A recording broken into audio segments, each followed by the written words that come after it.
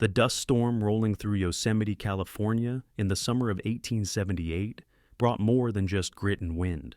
It brought Amelia Richardson to her knees in the middle of Main Street, her carpetbag splitting open and spilling everything she owned across the dirt while townsfolk hurried past without a second glance.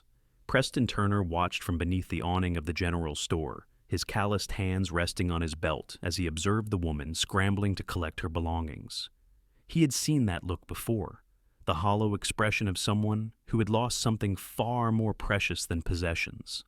When their eyes met across the dusty street, hers held nothing but emptiness, and something in his chest tightened at the sight. "Need a hand, miss?" Preston called out, already stepping off the boardwalk. Amelia looked up at the tall cowboy approaching her, taking in his weathered face, kind eyes, and the gentle way he knelt beside her, despite the dust coating his already worn clothes. "What does it matter?" Her voice came out flat, resigned. "Everything falls apart eventually anyway."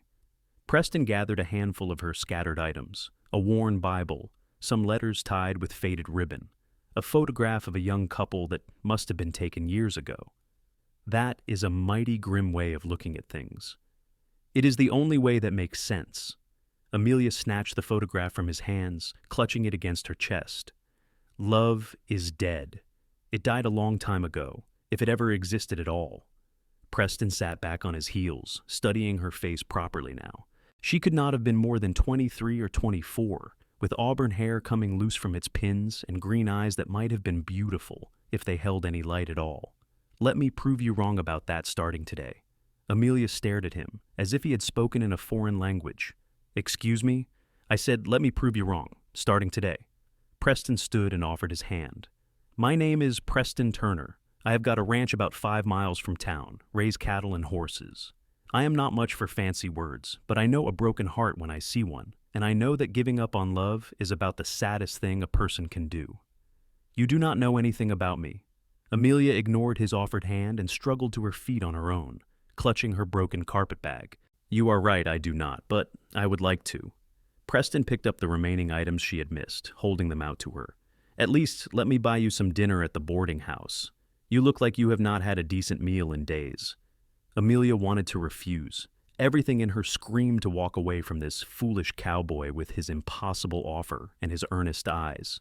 But her stomach betrayed her with a loud rumble, and she had exactly 47 cents to her name. Pride would not fill her belly. "Fine, one meal, but do not expect me to suddenly believe in fairy tales just because you buy me some stew." Preston smiled, and Amelia hated how it transformed his whole face, making him look younger than his 28 years. "I will take what I can get." The boarding house dining room smelled of fresh bread and roasted meat, and Amelia's mouth watered despite her determination to remain unmoved. Preston pulled out a chair for her, an old-fashioned gesture that made her throat tighten with unexpected emotion. When was the last time someone had shown her such simple courtesy? "So," Preston said, once they had ordered, "what brings you to Yosemite?" Amelia wrapped her hands around the cup of coffee the proprietor had brought, letting the warmth seep into her fingers. "I am looking for work. I heard there was a schoolteacher position available." "There is?" "Old Mrs. Henderson finally retired last month. The town has been looking for a replacement." Preston leaned forward. "You are a teacher?" "I was, in Boston, before—" She trailed off, her jaw tightening. Preston waited, not pushing, and somehow that made it easier to continue. "Before my husband died." The words came out bitter. "Or rather, before I discovered that the man I married never existed at all. William presented himself as a successful businessman, courted me properly, promised me the world. We were married for 2 years before I learned the truth. He had another wife in New York, 2 children. Everything he told me was a lie." Preston's hands clenched on the table, but his voice remained gentle. "That must have been devastating." "Devastating?" Amelia laughed, a harsh sound. "I lost everything, my position, my reputation, my home. His actual wife showed up at my door with legal documents proving I was nothing but his mistress, whether I knew it or not. The scandal destroyed me. So I took what little money I had saved and came west, where maybe people would not know my shame." "That was not your shame to carry," Preston said firmly. "That man wronged you something fierce, but his sins do not define you. And they sure as hell do not mean love itself is dead. How can you say that? How can you possibly believe in love after everything wrong in this world? Amelia demanded. I see it everywhere I look. Women abandoned with children, men drinking away their pain, people using each other and calling it romance.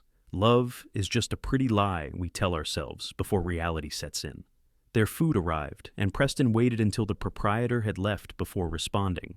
My parents were married for 32 years before my father passed last winter.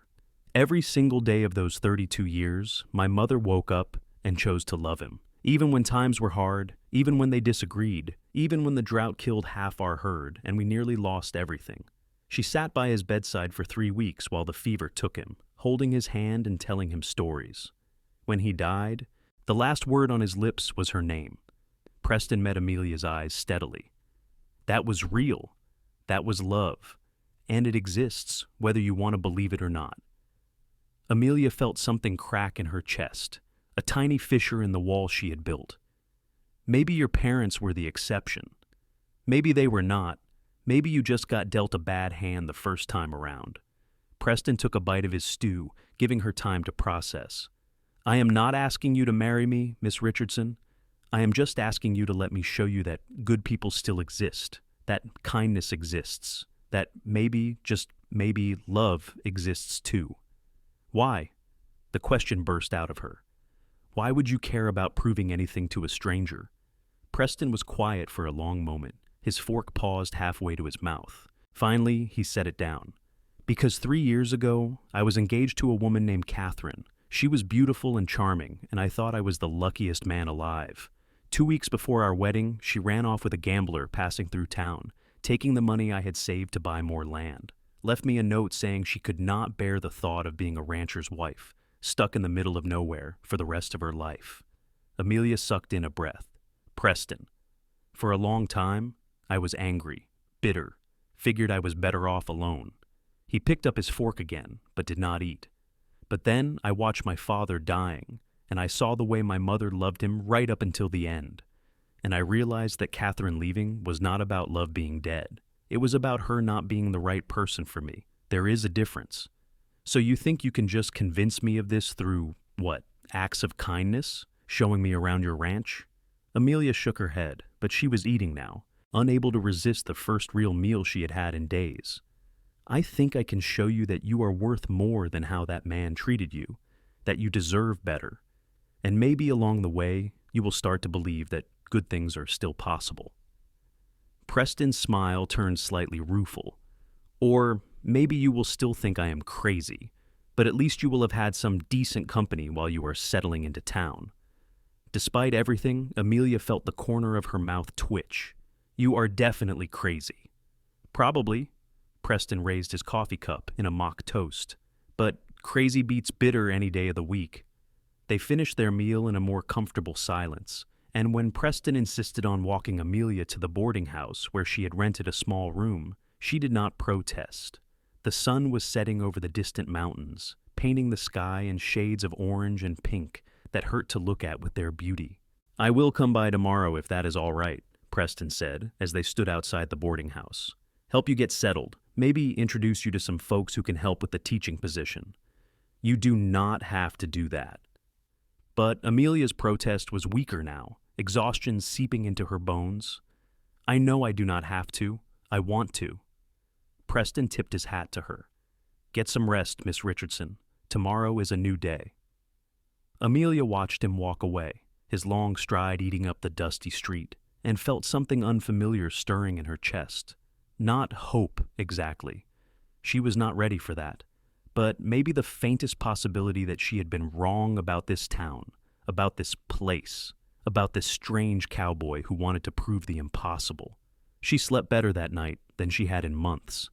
True to his word, Preston appeared at the boarding house the next morning, freshly shaved and wearing a clean shirt. Amelia had put on her best dress, a practical dark blue cotton that had seen better days, but was still respectable enough for meeting potential employers. Morning, Preston greeted, his eyes warming as he took her in. You look nice. Amelia felt heat rise to her cheeks and sternly reminded herself not to be affected by simple compliments. Thank you. Where are we going first? Town council meets at the mayor's office. I sent word last night that I was bringing you by. Preston offered his arm, and after a moment's hesitation, Amelia took it. Fair warning, Mayor Daniels can be a bit pompous, but his heart is in the right place. The mayor's office was a small building next to the courthouse, and Mayor Daniels turned out to be a portly man in his 50s with impressive mutton chops and a booming voice. "Preston, good to see you, my boy. And this must be the young lady you mentioned. Mayor Daniels, may I present Miss Amelia Richardson? She has teaching experience and is interested in the schoolhouse position." Preston made the introduction smoothly. Mayor Daniels looked Amelia up and down with shrewd eyes. "Teaching experience, you say? Where?" "Boston, sir. I taught literature and composition at a girls' academy for 3 years." Amelia kept her voice steady, professional. "I also have experience with younger children from my time volunteering at a charity school." "Boston?" The mayor's eyebrows rose. "That is quite a change from there to here. What brings you west?" Amelia had prepared for this question. "I wanted a fresh start, sir. A chance to make a real difference in a growing community." It was not exactly a lie. She did want those things, even if they were not the whole truth. The mayor studied her for another long moment, then nodded. "Well, we are desperate for a teacher. That is for certain. The children have been running wild for a month now. Can you start on Monday?" Relief flooded through Amelia so strongly she felt dizzy. "Yes, sir. Thank you, sir." "The pay is not much, I'm afraid. $25 a month, and you can use the small cabin behind the schoolhouse for housing if you need it. Previous teacher lived there, kept it neat enough." Mayor Daniels shuffled some papers on his desk. "Stop by tomorrow, and I will have the contract drawn up." Outside, Amelia could not contain her smile. "I have a job. I actually have a job." "Of course you do. You are qualified, and they need a teacher." Preston grinned at her obvious pleasure. "Want to see the schoolhouse?" The schoolhouse sat on the edge of town, a simple wooden building with a bell tower and a small yard. The cabin Mayor Daniels had mentioned was indeed behind it. One room with a potbelly stove, a bed frame, a table, and chairs. It was sparse but clean, and it was hers. "It is perfect," Amelia breathed, running her hand along the wooden table. "It is actually perfect." "Needs some fixing up," Preston observed, noting the loose board on the porch and the way the door stuck. "I can come by this weekend, bring some supplies, get everything in good shape before you move in." "Preston, you have already done so much." Amelia turned to face him. "Why are you being so kind to me?" He stepped closer, his expression serious. "Because you deserve kindness, Amelia. And because I meant what I said yesterday. I am going to prove to you that love is not dead." "By fixing my porch?" She tried to make it sound light, teasing, but her voice came out shaky. "By showing you that someone can care about your happiness without wanting something in return. By being the kind of man you deserve, even if you never see me as more than a friend." Preston reached out slowly, giving her time to pull away, and tucked a loose strand of hair behind her ear. "I am a patient man. I can wait." Amelia's breath caught. She should step back, should remind him that she was not interested in romance, that her heart was too broken to trust again. But she found herself frozen, caught by the sincerity in his eyes. "I cannot promise you anything," she whispered. "I am not asking you to. Not yet." Preston's hand dropped back to his side. "Now, how about I show you the rest of town? You should know where the general store is, the doctor's office, the church." They spent the rest of the morning walking through Yosemite, and Amelia found herself relaxing despite her best intentions. Preston introduced her to everyone they met, from the blacksmith to the seamstress to the elderly couple who ran the mercantile. He was well liked, she realized. People respected him, greeted him with genuine warmth. "You grew up here?" she asked as they paused by the livery stable. "Born and raised. My father built our ranch from nothing, and I have been working it since I was old enough to sit a horse." Preston patted the neck of a buckskin mare looking over her stall door. "It is a good life, hard, but good. The land provides if you are willing to work for it. Do you ever wish you had left, seen more of the world?" Amelia could not imagine choosing to stay in one place forever, though perhaps that was because she had never truly belonged anywhere. "Sometimes, when I was younger, I thought about going to San Francisco, maybe even further. But then my father got sick, and I realized this is where I belong. This land, these people, this life. Preston glanced at her. That probably sounds boring to someone from Boston. No. Amelia surprised herself with the honesty. It sounds stable, rooted, like you know who you are. Do you not know who you are? The question struck deeper than he probably intended. Amelia looked away, watching dust motes dance in the sunlight streaming through the stable doors. I thought I did. I was going to be a wife, a mother, a respectable woman with a respectable life. And then that was taken away, and I do not know what is left. Maybe that is the wrong way to think about it.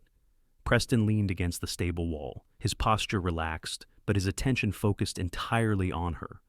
Maybe you are not what is left after something was taken away. Maybe you are what you choose to become, now that you are free to choose. Amelia felt tears prick her eyes and blinked them back furiously. When did you become a philosopher? Long nights watching cattle. Preston's tone lightened, clearly sensing she needed the mood to shift. You have got a lot of time to think when your only company is cows and stars. That startled a laugh out of her, small but genuine, and Preston's answering smile was like sunshine. The next few days passed in a blur of activity. Amelia signed her contract with Mayor Daniels, moved her meager belongings into the cabin, and began preparing the schoolhouse for the upcoming term. True to his word, Preston appeared on Saturday morning with tools, lumber, and a wagon load of supplies. You did not have to do all this, Amelia protested, eyeing the curtains, dishes, and linens he had brought. My mother sent most of it. She heard about the new teacher and insisted. Preston began unloading the wagon. She also wants to invite you to Sunday dinner tomorrow, if you are willing. Oh, I could not possibly impose. The thought of meeting Preston's mother made Amelia's stomach flutter with nervousness. You would not be imposing. Ma loves company, and she has been on my case for weeks about not being social enough. Preston hauled a rocking chair off the wagon. Besides, she makes the best fried chicken in 3 counties. You would be doing yourself a favor. Amelia wanted to refuse, to maintain some distance, but the hopeful look on Preston's face undermined her resolve. All right, but only because I apparently owe your mother thanks for all these supplies. They spent the day working on the cabin and schoolhouse, and Amelia was surprised by how much she enjoyed the companionable silence punctuated by easy conversation.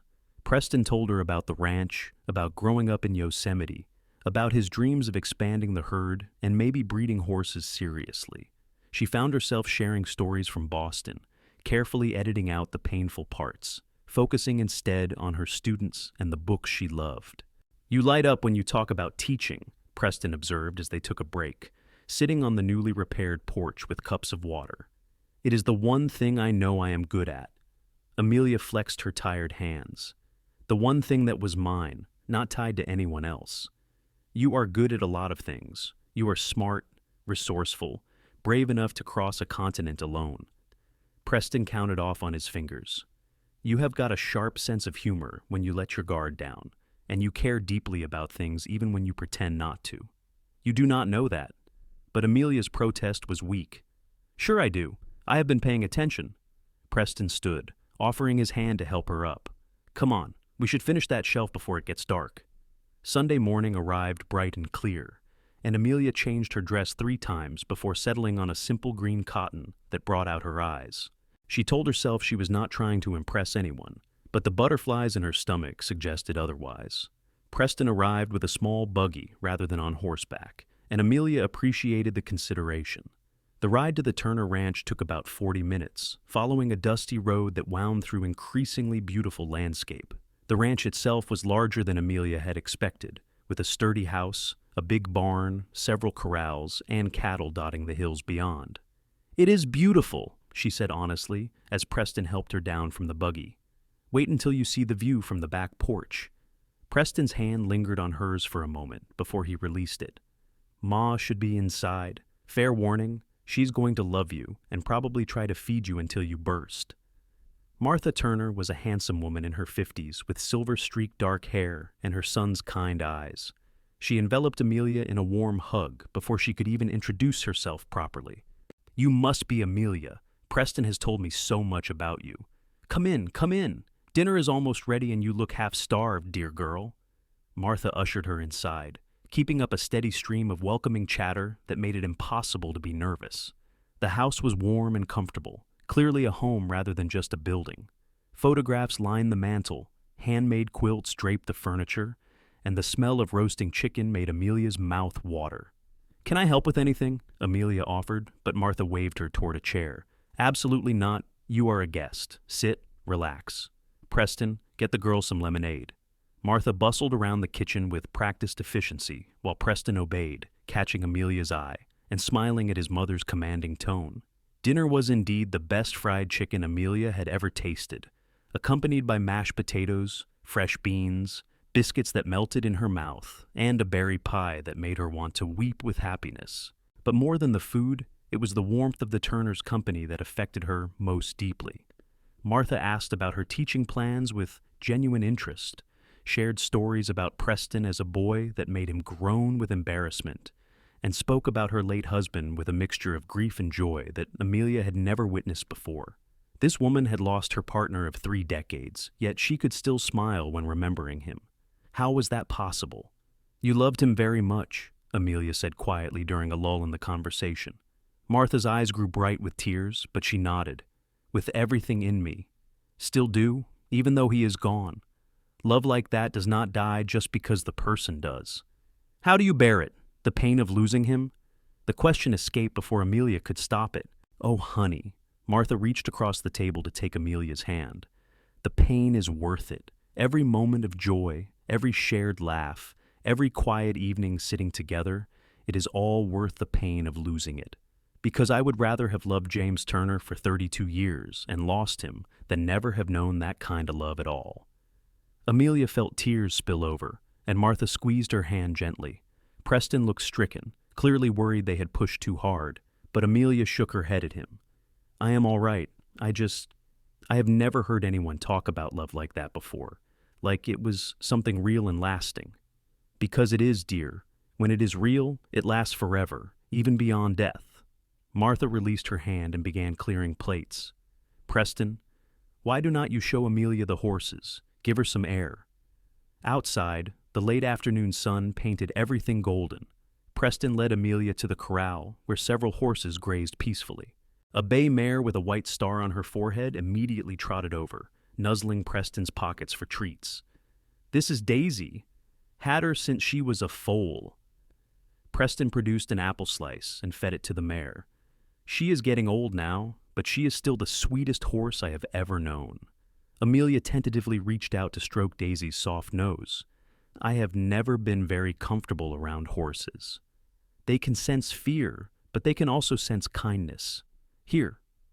Preston guided her hand to Daisy's neck, showing her how to pet with firm, confident strokes.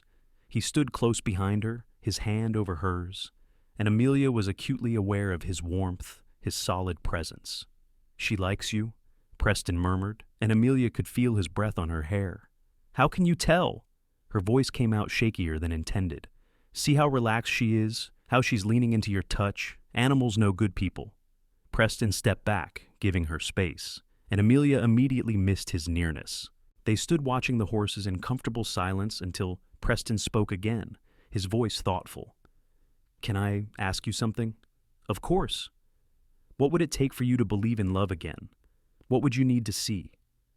Amelia considered the question seriously. "I do not know.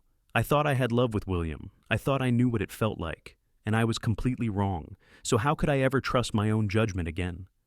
"Maybe you do not have to trust your judgment right away. Maybe you just have to be willing to stay open to the possibility." Preston leaned on the corral fence, his profile strong against the sunset. "I am not asking you to fall in love with me, Amelia, but I am asking you not to close yourself off to feeling anything at all. That is terrifying," she admitted. "I know, but staying closed off forever, that is worse." Preston turned to look at her directly. "You are too full of life to spend it hiding from possibilities. You barely know me. How can you possibly know what I am full of?" "Because I see it. In the way you talk about teaching, in the way your whole face changed when you saw the schoolhouse, in the way you laughed at my bad joke yesterday, even though you were trying not to." Preston's intensity made her breath catch. "You are not dead inside, Amelia. You are just wounded, and wounds heal if you let them." Amelia turned away, gripping the fence rail. "What if I do not want to let them heal?" What if the scar tissue is the only thing holding me together? Then I will wait until you are ready to find out what is underneath. Preston's hand covered hers on the rail, warm and solid. However long it takes. They stood like that as the sun set, not speaking, just existing together in the fading light. And for the first time since her world had shattered, Amelia felt something like peace. The following weeks fell into a pattern that was almost dangerously comfortable. School started, and Amelia threw herself into teaching the 23 children who showed up that first Monday morning. They ranged from 6 to 14 years old, with varying levels of education and all the energy of young creatures confined indoors. She loved it. Preston stopped by most evenings after finishing work on the ranch, always with some excuse. He needed to check if the porch was holding up, wanted to drop off eggs from his chickens, thought she might like some books from his mother's collection. Amelia knew what he was really doing, and she could not bring herself to send him away. They would sit on her porch in the evening cool, talking about everything and nothing. Preston had a dry wit that caught her off guard, and a genuine interest in her thoughts that was still foreign to her. He asked about her students, her lessons, the books she was reading. He told her about the ranch, about finding a mountain lion tracks near the north pasture, about breaking a young stallion to saddle. "You should come out to the ranch Saturday," Preston said one evening in late September. "I want to show you something." What sort of something? Amelia had learned to be wary of his surprises, which ranged from wildflowers he thought she would like to a jar of honey from a local beekeeper. "If I told you, it would not be a surprise."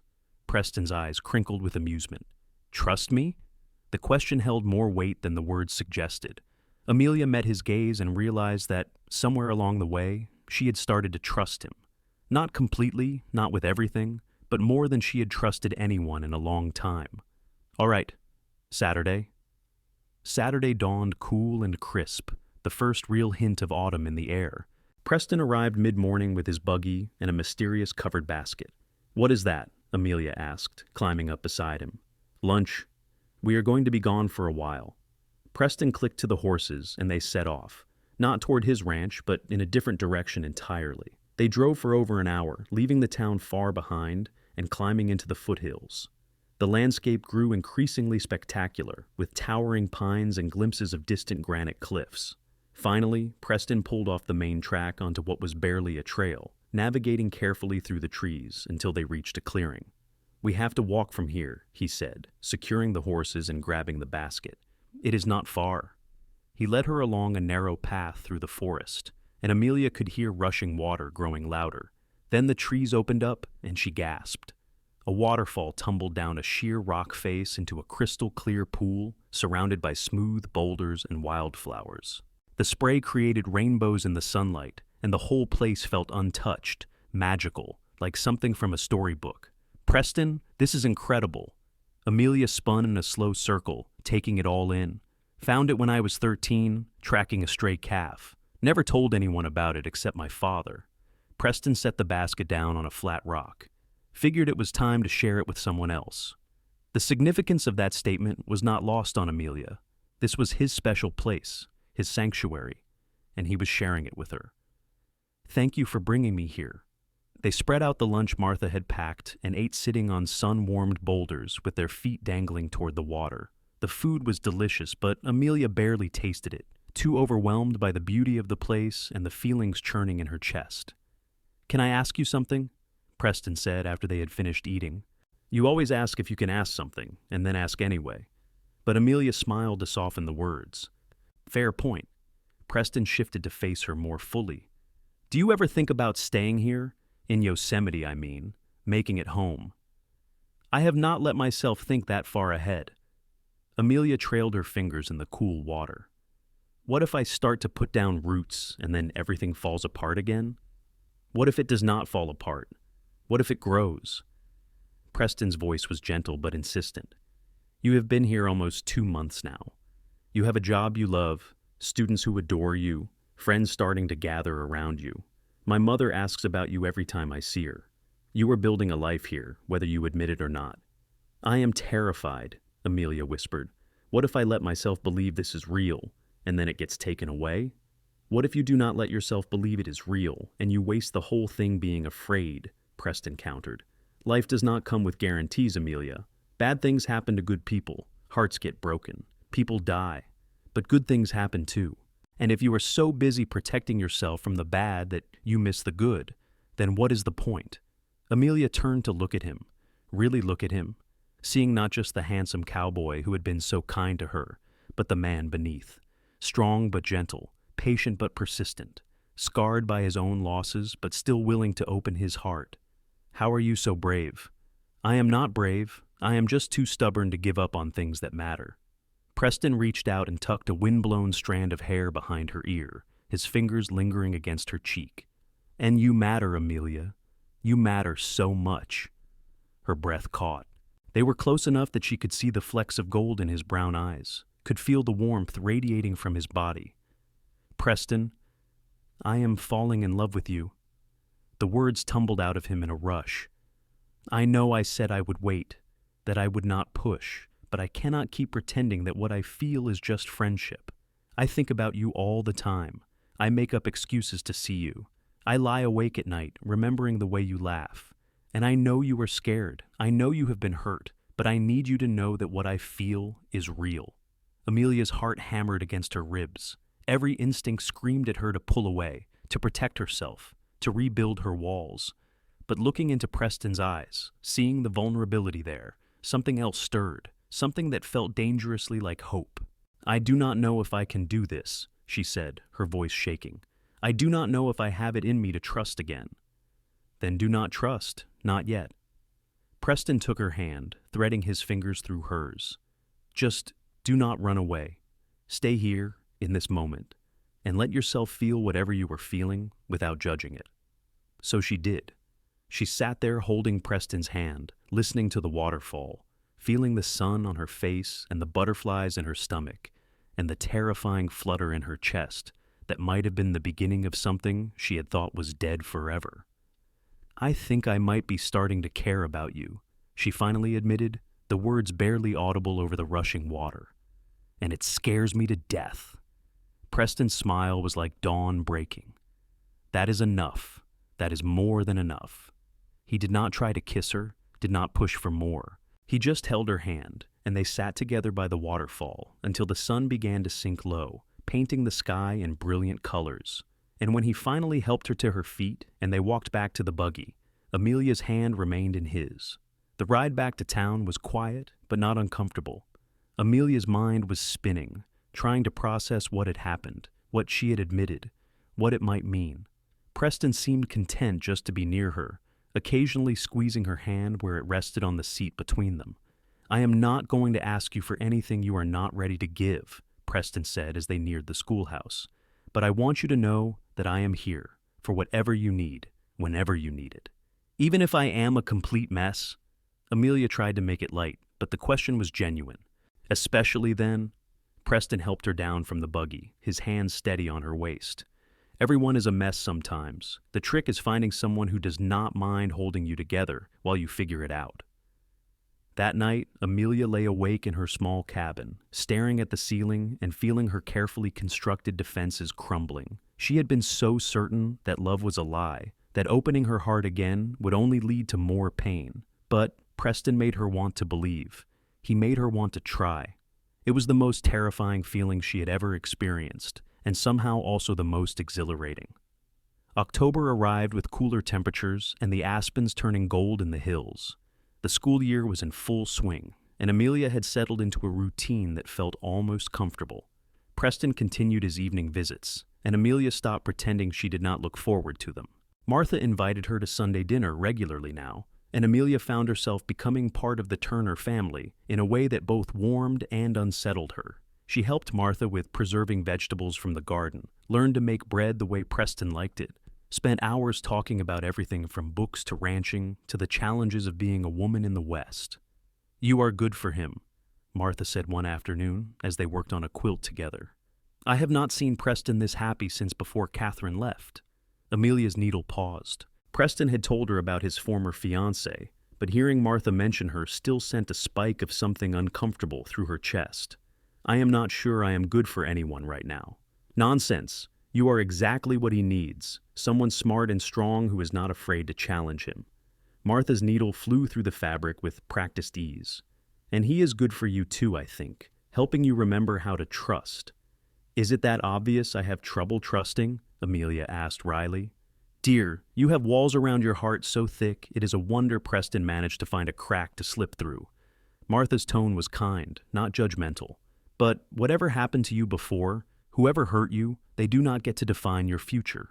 You do. The words stayed with Amelia long after she left the ranch that evening. She found herself thinking about them while preparing lessons, while teaching, while lying in bed at night. She was defining her future with every choice she made. The question was whether fear or hope would guide those choices. The answer came in early November, on a crisp Saturday afternoon, when Preston took her riding. She had been practicing with Daisy, the gentle mare, and was finally comfortable enough to venture beyond the ranch corrals. They rode up into the hills, following cattle trails through the golden grass. Preston pointed out landmarks, told her stories about growing up on this land, shared his dreams for expanding the ranch. Amelia listened, charmed by his passion and vision. They had stopped to rest the horses and admire the view when a rattlesnake, disturbed from its sunny rock, struck at Daisy. The mare reared in panic, and Amelia, still an inexperienced rider, lost her seat. She hit the ground hard, the wind knocked out of her, and heard Preston shout as if from far away. Then he was there, kneeling beside her, his hands running over her carefully, his face white with fear. Amelia, talk to me. Are you hurt? Can you move? She managed to suck in a breath, then another. I am all right. Just stunned. Thank God. Preston pulled her against his chest, his arms coming around her tightly. You scared the hell out of me. Amelia could feel his heart racing, could hear the tremor in his voice, and something inside her shifted completely. This man, this good, kind, patient man, was terrified at the thought of her being hurt. He cared about her so much it made him shake. How had she not seen it before? How had she not let herself feel it? Preston, she said, pulling back to look at him. I love you. He froze, his eyes searching her face. What? I love you. The words came easier the second time, feeling right in a way nothing had felt right in years. I have been fighting it because I was scared, but I just realized that being without you scares me more. You make me want to believe in love again. You make me want to believe in everything again. Preston's expression transformed, joy and wonder and love all mixed together. Say it again. I love you, Preston Turner. Amelia cupped his face in her hands. I do not know when it happened or how you broke through all my defenses, but I love you, and I am terrified, and I am probably going to be difficult about it, but I love you. You can be as difficult as you want, as long as you keep loving me. Preston kissed her then, soft and sweet and full of promise. It was nothing like kissing William had been, all performance and show. This was real, honest, a meeting of two people who had both been hurt, but were brave enough to try again. When they finally broke apart, both breathing hard, Preston rested his forehead against hers. I have been waiting to hear those words since the day I met you. That is impossible. You did not even know me. I knew enough. I knew you were strong and hurt and trying so hard to be brave. I knew I wanted to spend every day proving to you that love was not dead. Preston pulled back to smile at her. Looks like I managed it. You are insufferably smug right now. But Amelia was smiling too, wider than she had smiled in years. I have earned the right to be smug. I just got the most stubborn woman in California to admit she loves me. Preston stood and helped her to her feet, checking her over one more time to make sure she was truly unhurt. We should get you back, make sure nothing is sprained or broken. I am fine, better than fine, actually. Amelia caught his hand as he reached for Daisy's reins. Preston, wait. I need to say this while I have the courage. I do not just love you. I want a future with you, a real future. I want to wake up next to you and fight with you over silly things and build a life together. I want everything I thought I had lost forever. Then marry me. Preston said it simply, as if it were the most obvious thing in the world. Marry me, Amelia Richardson. Make me the happiest man alive. We can have a small wedding or a big one, whatever you want. We can live at the ranch or build you a house in town near the school. We can have children or not have children. I do not care about any of the details as long as I get to spend the rest of my life with you. Amelia felt tears streaming down her face, but for once they were happy tears. Yes, Yes, I will marry you." Preston let out a whoop of joy that startled the horses and swept Amelia off her feet, spinning her around until they were both dizzy and laughing. When he set her down, he kissed her again, deeper this time, and Amelia let herself fall into it without fear or hesitation. "I cannot wait to tell Ma," Preston said when they finally made it back to the horses. "She is going to be over the moon. I cannot believe I am doing this. I cannot believe I am getting married again." A flutter of old fear tried to surface, but Amelia pushed it down. "What if I panic? What if I get scared?" "Then you tell me, and we work through it together. That is what marriage is supposed to be, Amelia. Partners facing things together."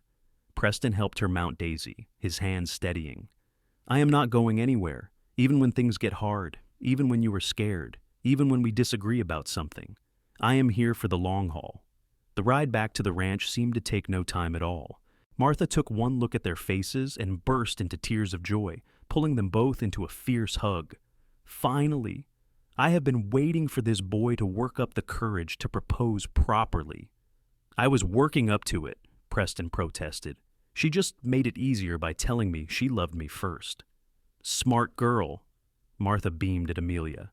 "Now, we have a wedding to plan. When are you thinking? Spring? Summer?" "Actually," Amelia said, surprising herself, "I was thinking sooner. Why wait when we are both sure?" Preston's face lit up. "How soon? A month? Is that too fast?" Amelia looked between them. "I do not need anything elaborate, just something simple with the people we care about." "A month is perfect." Preston pulled her close, kissing the top of her head. "I would marry you tomorrow if I could." The next few weeks were a whirlwind of activity.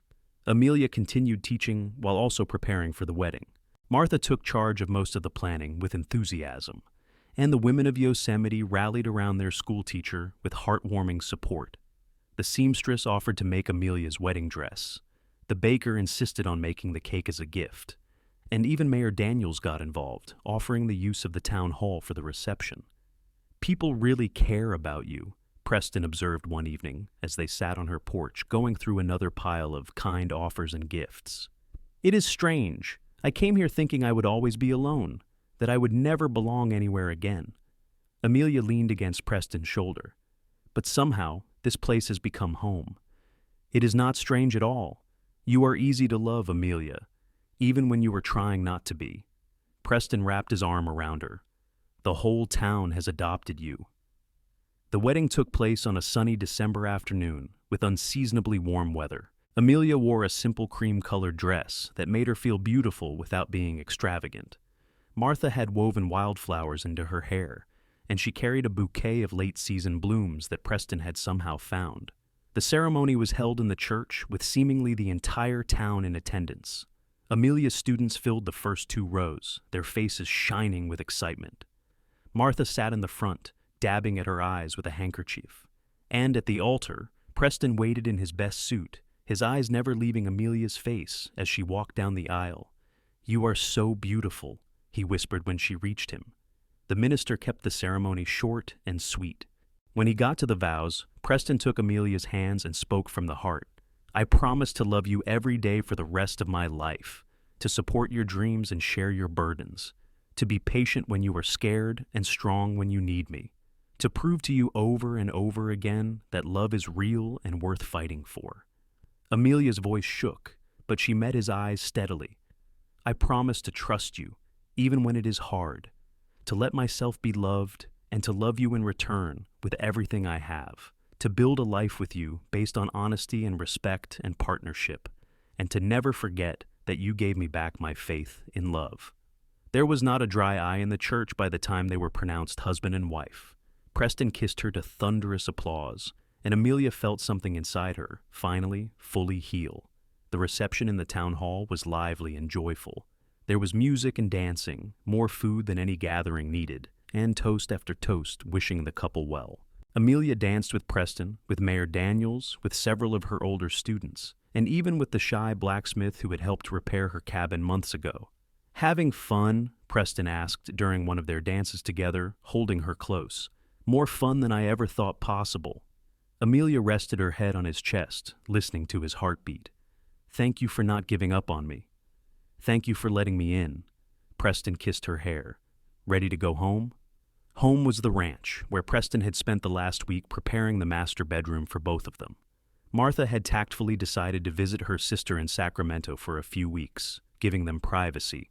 The house was quiet when they arrived, lit by lamps Preston had left burning. He carried Amelia over the threshold despite her laughing protests, setting her down gently in the bedroom. "Hello, Mrs. Turner," he said softly, cupping her face. "Hello, Mr. Turner." Amelia smiled, feeling suddenly shy. "I cannot quite believe this is real."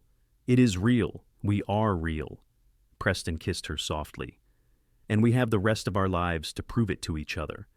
Their wedding night was tender and sweet, two people learning each other without fear or pretense. Preston was patient and gentle, and Amelia felt safe in a way she had never experienced before. This was what love was supposed to be, she realized. Not performance or duty, but genuine connection and care. Afterward, they lay tangled together in the darkness, and Amelia traced patterns on Preston's chest. "I thought I knew what marriage was supposed to be," she said quietly. With William, there was always this feeling that I was playing a role, being the wife he wanted rather than myself. I never felt like I could just breathe. "You can always breathe with me." Preston caught her hand and brought it to his lips. "I do not want you to be anyone but who you are." "Who am I?" It was a question she had been asking herself for months. "You are Amelia Turner, the woman I love.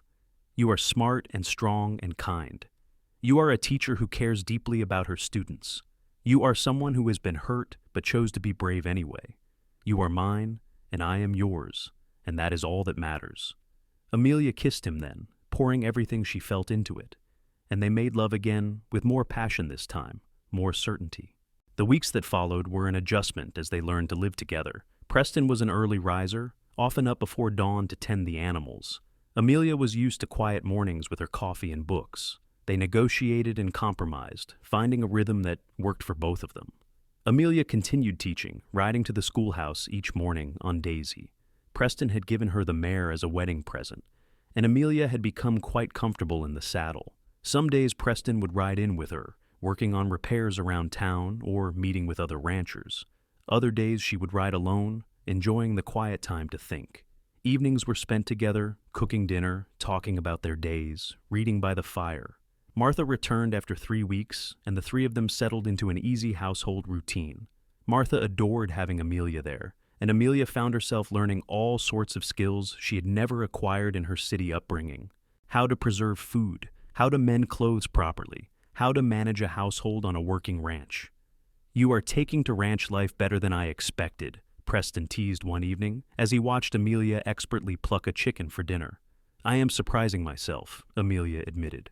"I always thought I was a city person. Turns out I just needed the right place and the right people." Christmas came with snow dusting the higher elevations and a festive spirit in town. Amelia closed the school for 2 weeks and threw herself into holiday preparations. She and Martha baked enough cookies and pies to feed an army, and Preston brought in a massive pine tree that they decorated with strings of berries and paper ornaments her students had made. On Christmas morning, Preston gave her a beautiful leather-bound journal for writing down your thoughts or lesson plans or whatever you want. "It is perfect." Amelia traced the embossed design on the cover. "I got you something too." She handed him a package wrapped in brown paper, feeling suddenly nervous. Preston opened it to reveal a new hat, high-quality felt with a wide brim, far nicer than the battered one he usually wore. "Amelia, this is too much." But his face shone with pleasure. "You deserve nice things. You are always taking care of everyone else. Let someone take care of you for a change." Amelia kissed him softly. "Besides, you look very handsome in it." "Only because I have a beautiful wife to impress." Preston pulled her into his lap, and Martha discreetly left the room with a knowing smile. January brought bitter cold and the school year's second half. One of Amelia's students, a bright 10-year-old girl named Sarah, started staying after school regularly to help clean up. It took Amelia a few weeks to realize the girl was avoiding going home. "Sarah, is everything all right at your house?" Amelia asked gently one afternoon. The girl's eyes filled with tears. "Ma is sick, real sick. Pa does not know what to do, and we do not have money for the doctor." Amelia's heart clenched. "What kind of sick?" She coughs all the time, and she is so weak she cannot get out of bed. Pa is trying to take care of her and my little brothers, but he has got to work too, and I am supposed to help, but I do not know what to do."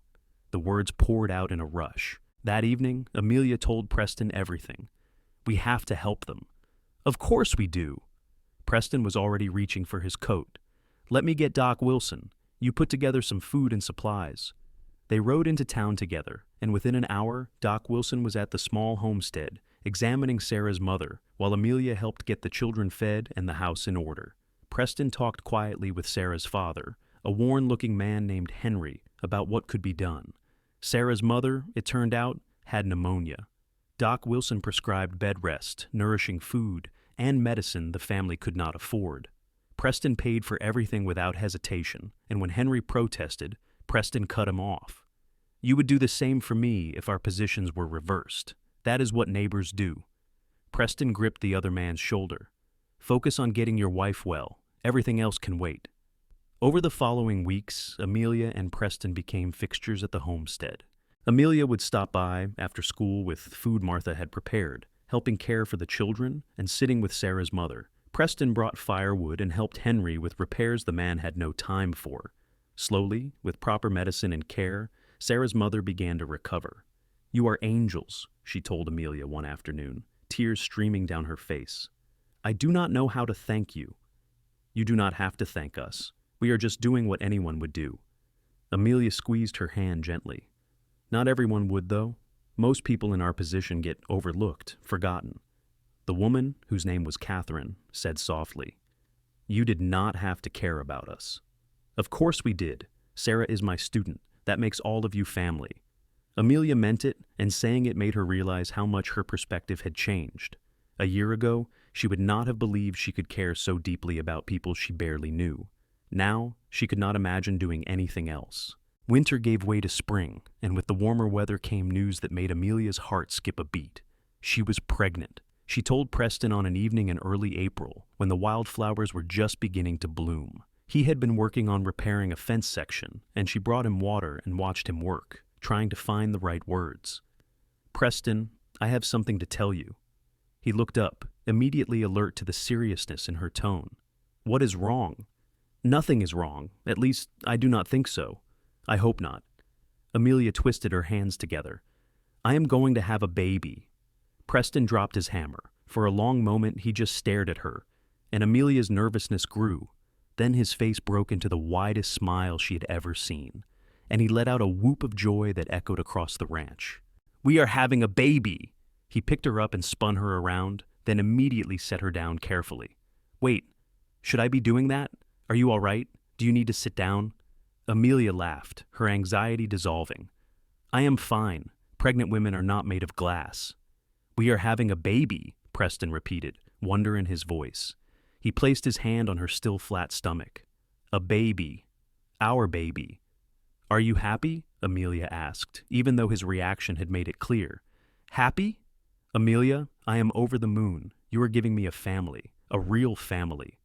Preston pulled her close, careful now of her condition. "I love you so much, both of you."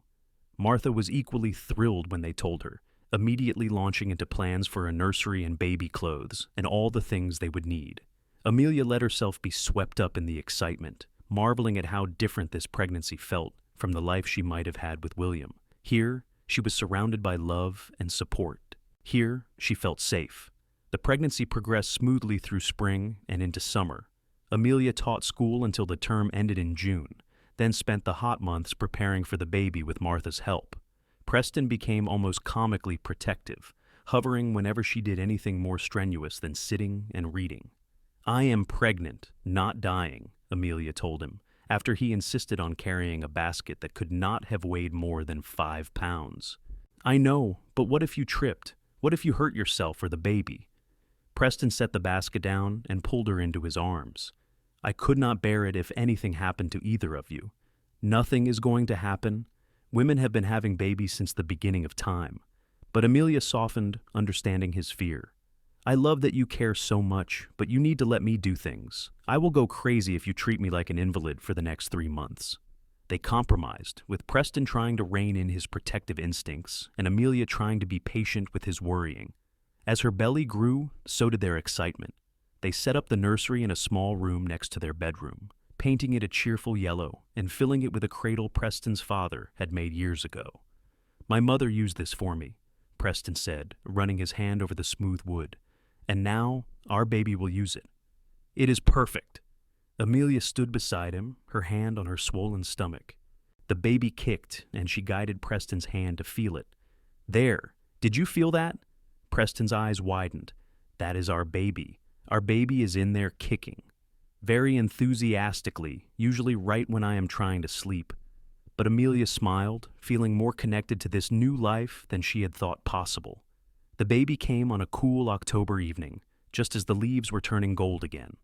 Amelia's labor started in the afternoon, and Preston sent for Doc Wilson and Martha immediately. The next 12 hours were the longest of Preston's life, pacing outside the bedroom while the women worked inside. Finally, just after dawn, a baby's cry split the air. Preston's heart nearly stopped. A moment later, Martha opened the door, tears streaming down her face. "You have a son, a beautiful, healthy son. And Amelia is fine. Tired, but fine." Preston did not wait for more. He pushed past his mother into the bedroom, where Amelia lay exhausted and radiant, holding a tiny bundle wrapped in blankets. She looked up at him and smiled, and Preston thought his heart might burst. "Come meet your son," she said softly. Preston approached as if in a dream, looking down at the tiny face peeking out from the blankets. The baby had stopped crying and was looking around with unfocused eyes. He had a shock of dark hair and the most perfect little features Preston had ever seen. "He is beautiful," Preston whispered. "You are both so beautiful. Do you want to hold him?" Amelia shifted, and Preston carefully took the baby, cradling him against his chest. The weight of his son in his arms made everything real in a way nothing else had. This was his family. This woman who had taught him that second chances existed, and this tiny person who was the physical embodiment of their love. Preston had never felt so much emotion at once, joy and love and fierce protectiveness all mixed together. "Thank you," he said to Amelia, his voice thick. "Thank you for this. For him, for everything. We made him together." Amelia reached up to touch Preston's face. "What should we name him?" They had discussed names for months, but had not settled on anything. Now, holding his son, Preston knew. "James, after my father, if that is all right with you." "James Turner." Amelia tested the name. "I love it. Hello, James. Welcome to the world." Little James Turner proved to be a relatively easy baby, much to everyone's relief. He ate well, slept in reasonable stretches, and seemed content to watch the world with his dark eyes. Preston was completely besotted, spending every free moment with his son. "You are going to spoil him," Amelia teased, watching Preston rock the baby for the third time in an hour. "I am allowed to spoil him. I am his father." Preston kissed James's downy head. "Besides, babies need to be held. It helps them know they are loved." Amelia felt her heart swell watching them together. This was what she had always wanted without knowing it. Not the fancy life William had promised, but this real, messy, beautiful life full of love and laughter and tiny, perfect moments. Winter came again, then spring, and James grew from a tiny infant into a chunky, happy baby who started crawling everywhere. Amelia returned to teaching when the new school year started, with Martha taking care of James during the day. It was exhausting juggling everything, but Amelia would not have changed a thing. "I have been thinking," Preston said one evening, as they sat on the porch watching the sunset while James napped inside, "about expanding the ranch, maybe hiring some help so I can spend more time with you and James." "That sounds wonderful," Amelia leaned against his shoulder. "You work too hard," says the woman who teaches all day and then comes home to take care of a baby. Preston wrapped his arm around her. "We are doing pretty well for ourselves, though. Got a good life here." "We do." Amelia thought about how far she had come from that dusty day when she had arrived in Yosemite, broken and certain love was dead. "You know what? You were right." "About what?" "About love. You said you would prove me wrong about love being dead, and you did. Every single day, you prove it." With how you care for me and James, with how you treat your mother, with how you help our neighbors. You showed me what real love looks like." Preston turned to face her fully. "You made it easy. All I had to do was love you the way you deserved to be loved from the beginning." "No, it was not easy. I fought you every step of the way." Amelia cupped his face. "But you were patient. You did not give up. You just kept showing me, over and over, that I was wrong." "Well, I am glad I did." Preston kissed her softly. "Because I cannot imagine my life without you and James now." They sat in comfortable silence as the sky darkened, and Amelia marveled at the peace she felt. She had survived heartbreak and betrayal, had crossed a continent, had rebuilt her life from nothing. And she had found something she had stopped believing existed: true love, real love, the kind of love that lasted. The years that followed were full and rich. James grew into a bright, energetic toddler who kept everyone on their toes. Amelia continued teaching, becoming a beloved fixture in Yosemite. Preston expanded the ranch with help from hired hands, building it into one of the most successful operations in the area. When James was 3, Amelia discovered she was pregnant again. Their daughter, Martha, named after Preston's mother, arrived in the spring of 1883, a tiny thing with auburn hair like her mother and her father's warm eyes. James was initially skeptical of this new person taking attention away from him, but he warmed up quickly when he realized he could help take care of his little sister. "Look at our family," Preston said one evening, watching Amelia nurse baby Martha while James played at their feet. "4 years ago, I was alone. Now I have everything." "We have everything," Amelia corrected. "And to think I almost missed this because I was too afraid to trust again." "But you did trust. That is what matters." Preston sat beside her, pulling James into his lap. "You were brave. You made it safe to be brave." Amelia looked around at her family, her home, her life. "You gave me back my faith and love, Preston, and I will spend the rest of my life grateful for that." As the children grew, the Turner household became known for its warmth and hospitality. Martha Sr. adored her grandchildren, spoiling them cheerfully. Amelia's students often visited the ranch, and she became known not just as the school teacher, but as someone who cared deeply about every child in her classroom. Preston and Amelia's marriage deepened with time, the initial passion settling into something even better: true partnership, deep friendship, unshakable love. They still had disagreements, still had hard days, but they faced everything together. One evening when James was 8 and little Martha was 5, the family sat on the porch watching the sunset. James was reading aloud from a book while Martha played with her doll. Preston and Amelia sat close together, his arm around her shoulders. "Pa," James said, looking up from his book, "how did you and Ma meet?" Preston and Amelia exchanged a smile.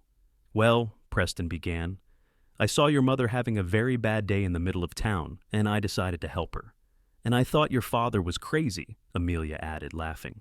"I was very angry at the world, and he decided he was going to make me less angry." "Did it work?" Martha asked, looking up from her doll. "Eventually. It took a while, but your father is very stubborn." Amelia squeezed Preston's hand. "He would not give up on me, even when I wanted to give up on myself." "That is because I knew your mother was special from the moment I met her," Preston told the children. "And I was right. She's the best thing that ever happened to me, besides you two." "You are both getting sappy in your old age," James said, but he was smiling. "We are not old," Preston protested. "I am only 38. "Ancient," Amelia teased. She was 33 now, with a few strands of silver in her auburn hair, but she felt younger than she had at 23.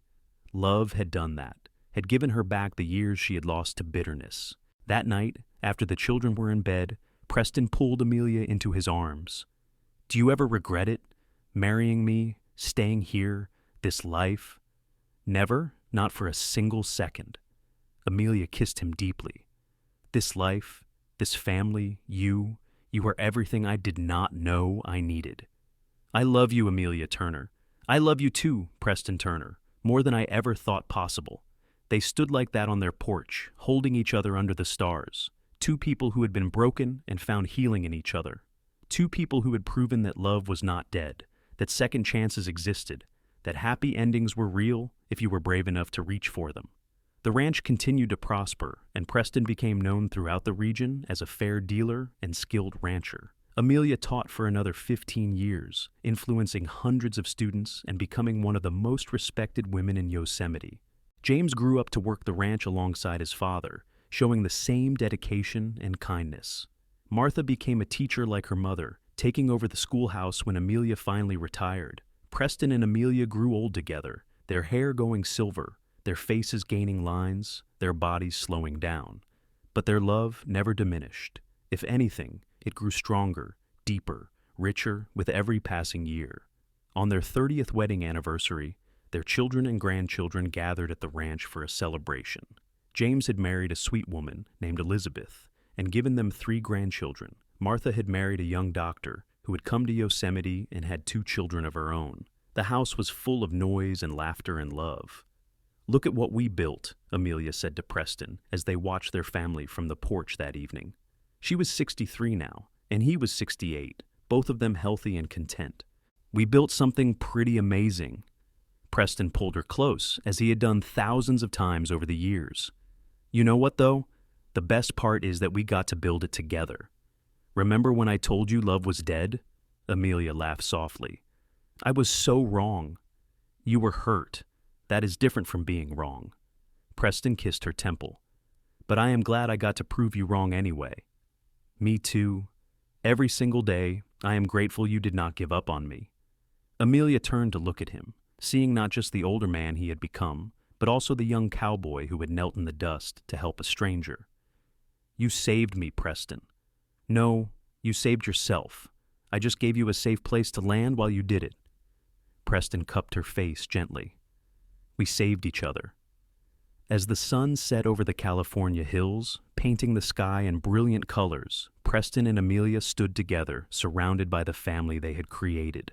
Love was not dead, had never been dead. It was right here, in this moment, in these people, in the life they had built from dust and hope and stubborn determination.